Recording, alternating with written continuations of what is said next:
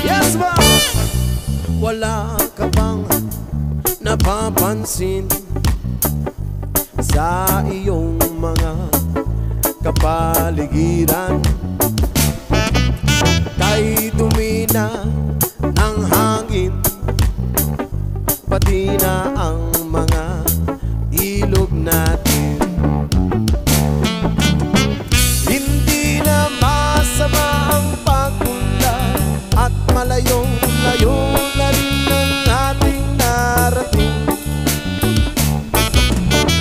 Ngunit masdan mo ang tubig sa dagat, dati kulay asin, ngayon'y naging itim. Ang mga tubig ating kinalat sa hangin, sa langit, wag na nating paabutin. Upang kung tayo'y pumanaw man sa riwang hangin, sa langit natin matitikman.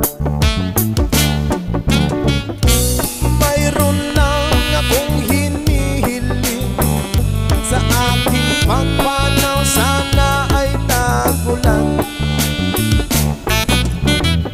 Gitara ko ay aking dadalhin upang sa ulap na lang tayo magkantahan.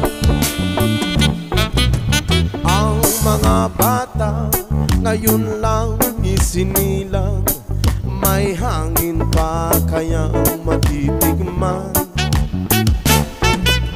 May mga puno pa kaya silang aakyatin? May mga ilog pa kayang lalanguyan? Bakit di natin pag-isipan ang nangyayari sa ating kapaligiran?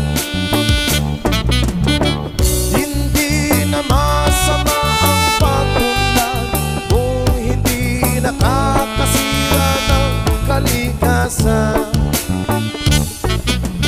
Darating ang panahon, mga ibong gala ay wala na madadapuan.